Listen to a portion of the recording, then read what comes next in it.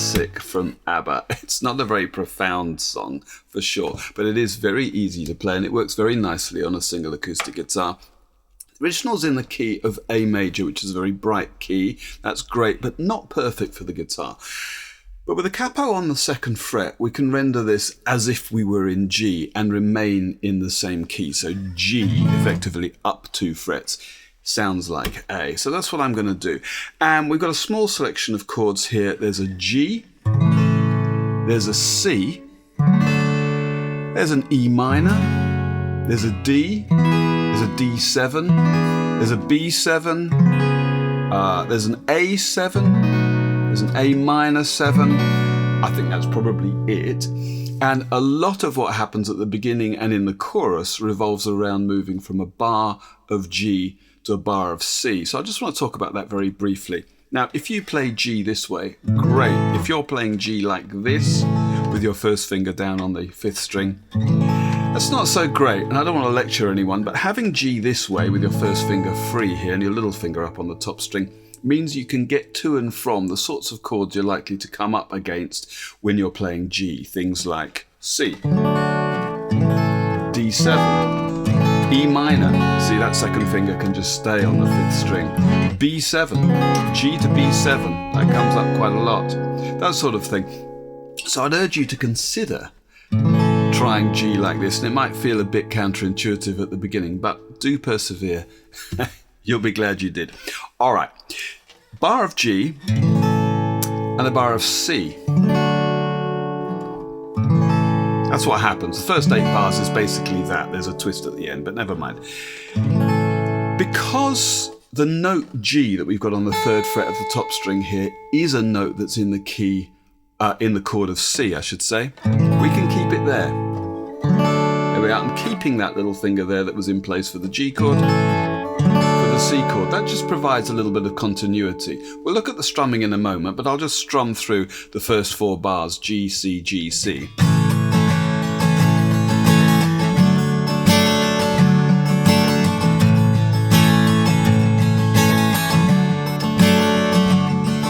So whenever you see these alternating bars of G and C, and if you check out my video on Elton John's Rocket Man, you'll see exactly the same kind of thing. It pays maybe to keep that little finger up there on the 3rd fret of the top string. Now another thing you could try, and this isn't exactly like the original, maybe we're getting more into folk guitar territory here, but if we keep both the 3rd and 4th fingers where they are for the G chord and just move the 1st and 2nd fingers to create C, we've got something called C over G. You'll see this a lot with Paul Simon and Bob Dylan, that kind of thing.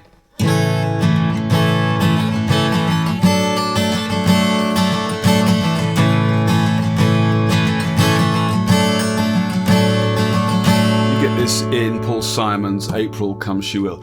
April come she will. That kind of a thing. And in fact in there we get a hammer-on, and we can do this with the ABBA song. As I say, this is a bit more folk, but it gives it a bit of character. We'll get this kind of thing. If we hammer those 1st and 2nd fingers on when we change to a C chord, we get this.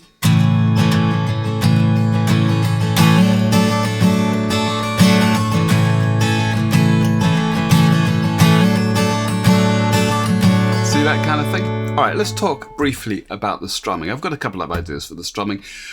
We've got 4 beats to the bar, and the texture is 16ths. That is, each of the 4 beats broken down into 4 little beats. So 16 in all, 4 times 4. So we'd get daka daka daka daka daka daka daka daka. And I'm going to do that with consistent down, up, down, up, down, up, down, up strumming. So I'll get down, up for each beat. It's going to be 1, 2, 3, 4.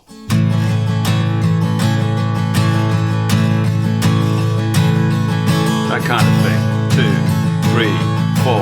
1, 2, 3, 4. But I want to give this some kind of shape, a bit of rhythmic profile. And because it's disco, I want a heavy beat on the 1st beat and on the 3rd beat, and then maybe on the 2nd and 4th beats what we call a backbeat. So we get boom, ch, boom, ch, that kind of a thing. So I'm going to aim for the bottom strings, the thickest string on the 1st beat and on the 3rd beat, and then maybe come up more and accent the upper strings for the 2nd beat. So I'll get something like this, 2nd beat and 4th beat.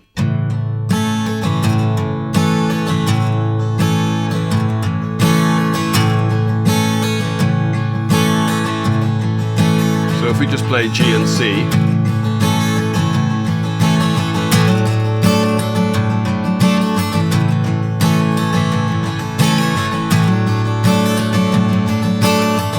that might give us the feel we need. Now, the other thing you could try here is to create some more interesting accents for a bit of syncopation. So maybe accent the last quarter beat, the last 16th before the second beat of the bar. Dagga-da-ga, dagga-da-ga.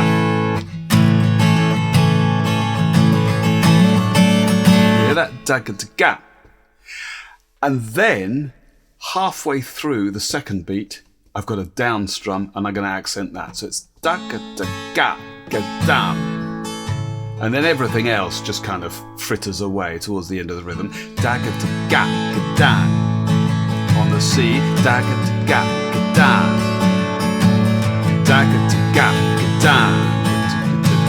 Da-ga-da-ga-ga-dam. So what's happening here is I'm accenting the very first 16th, da-ga-da-ga, and then the fourth 16th, right before the second beat. 1, 2, 3, 4, dagga-da-ga.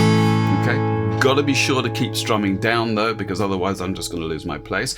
Dagga-da-ga. And then the second down strum of the second beat, that also gets accented. So it maybe pays just to say it out loud. Dagga-da-ga-ga-da. Dagga-da-ga-ga-da. And that's gonna work really nicely.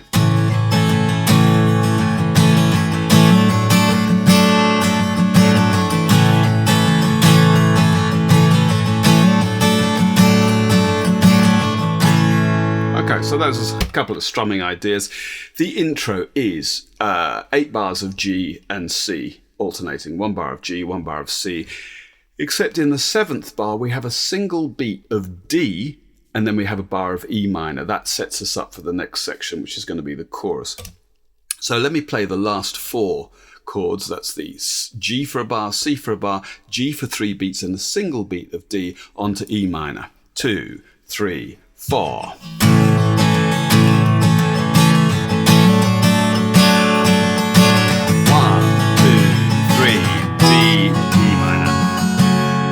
And it's actually quite a lot to get to grips with there, playing that D just for a single beat.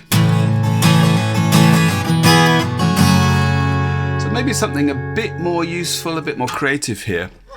We don't really need the whole of that D, but I just want to get a change, something that transitions from the G to the E minor. And the obvious thing here would be on the 4th beat, rather than playing a whole D chord, just play a note on the 2nd fret of the bottom string. That's an F sharp. That's one of the notes in D, and it's kind of all we need really. And that transitions us down to the E minor. So that bar would be 1, 2, 3, 4. So I'm just walloping a note on the 2nd fret of the bottom string. That's an F sharp, and that's what we call a passing bass note. So those final 4 bars would sound like this now.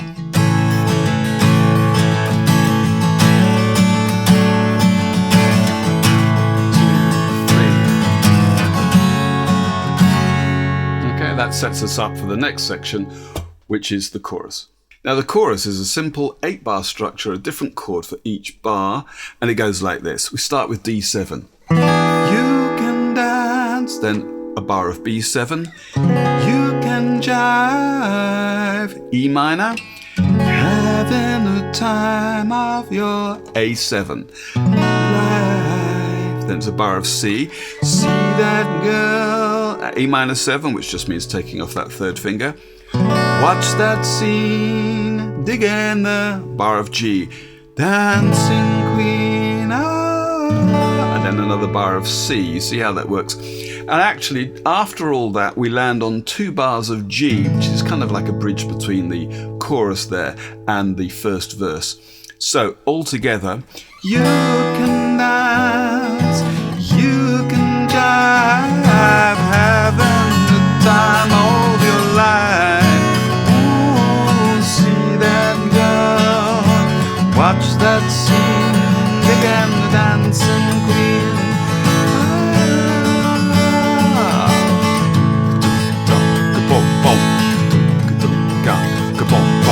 Friday night and the lights are low. And then we kick off the verse. Now, just before we look at the verse, there's one thing there.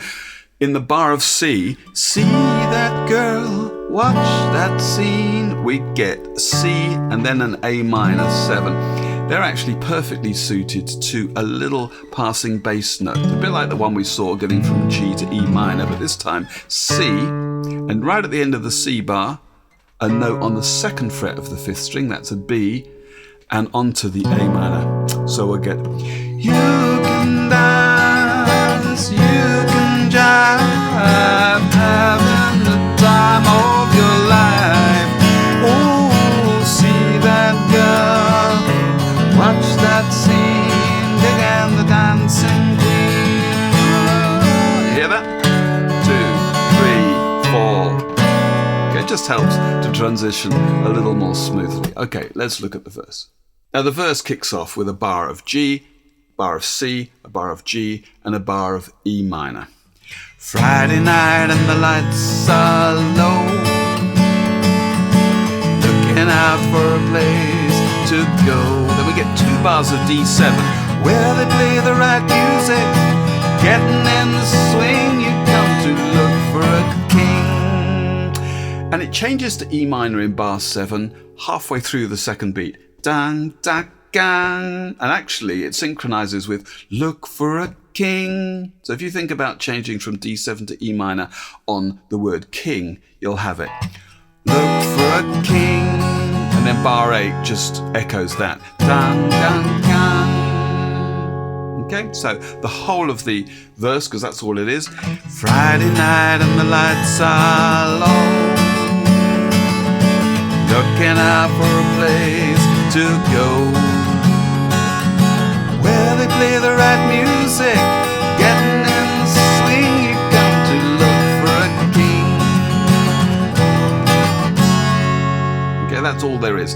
The 2nd verse that follows directly on from the 1st verse is the same, except there's a 2-bar tag, and we'll look at that in a moment. By the way, I'm still playing my C over G, and in the 2nd bar where we go to that C chord, Friday night and lights are low, there's a... We'll look at that separately in a moment. There's also, as we go from G to E minor, an opportunity for another passing bass note. Friday night and the lights are low, looking out for a place to go, that kind of stuff. Okay, that's all in there, up to you. At the end of the 2nd verse, and also the end of the 3rd verse, we have this extra 2-bar tag to get us into the chorus, and that's a bar of A minor 7 I'm going to play there, and then a bar of D7. So I'll play you the 2nd verse going into the chorus. Anybody could be that guy. Night is young and the music's high, with a bit of rock music, everything is fine. You're in the mood for a dance, and when you get the chance, D7 too, you are the dancing queen, young and sweet, only 17. Dancing queen, feel the beat from the tambourine, oh yeah. So all of that is just like the intro. Then we get the 2nd half of the chorus with the D7. You can dance, you can jive, having the time of your life. Oh, see that girl, watch that scene, again the dancing queen. Ah, to C, another G, to C, and then 2 bars of G. Then we get the 3rd verse. You're a teaser, you turn him on, and so on. Now here's that little riff in the 2nd bar of the verse. Friday night and the lights are low. It's all in semiquavers or 16ths, and there are 15 of them. You can play this a couple of ways, but 1st finger on the 3rd fret of the top string, 2nd finger on the 5th fret of the 3rd string, 3rd finger on the 5th fret of the 2nd string, And you're going to play the top 3 strings in reverse order. So top string, second string, third string. 4 times. I'm using my first finger on the second string, second finger on the top string, my thumb on the third string there. You could use 3 fingers, but I'm doing it that way.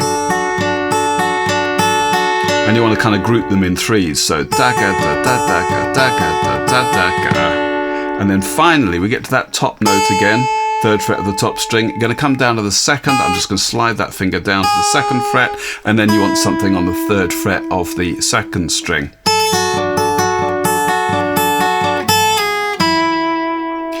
Friday night and the lights are low. Whoops. That's that. There's another place you could play it here, which is a bit more sonorous maybe. I've got my first finger on the 8th fret of the 2nd string, second finger on the 9th fret of the 3rd string, and my 3rd finger is on the 10th fret, it looks like the 12th fret, got a capo there, of the 4th string, and I'm going to do the same thing coming down in reverse order. And then my first finger, I'm going to play that note once more, slide down to the 7th fret, and then I'm going to put something on the 7th fret of the 3rd string. More or less. Same thing. Okay, let's have a little playthrough. I haven't made a backing track or anything.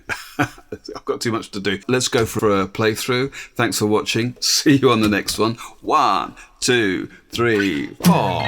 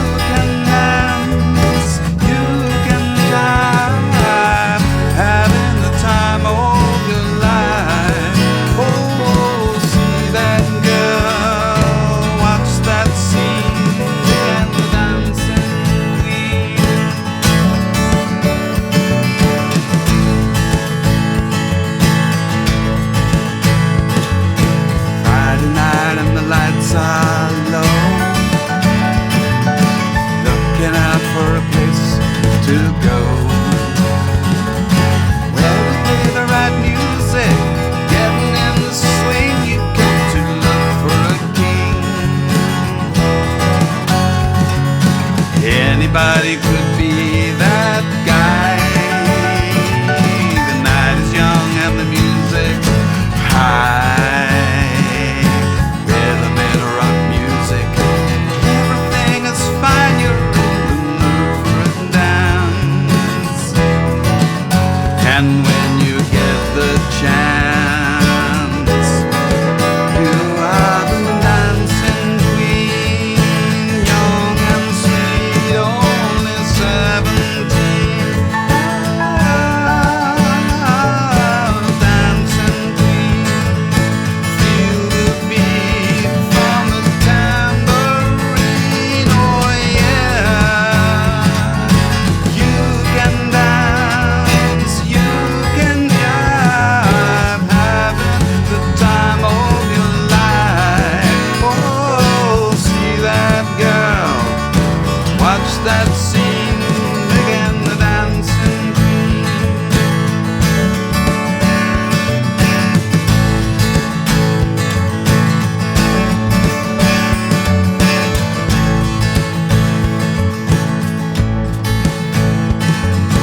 You're a teaser, you turn them on, leave 'em burning and then you're gone.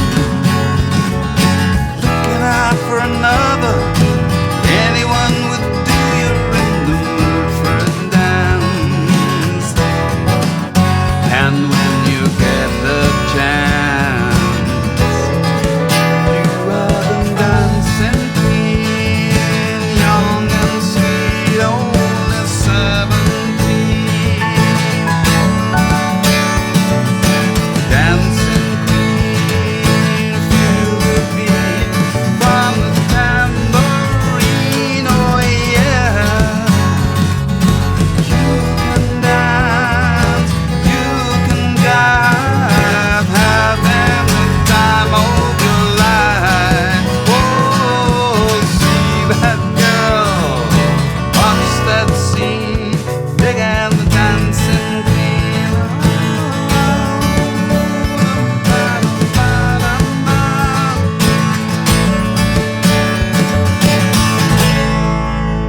And that's it.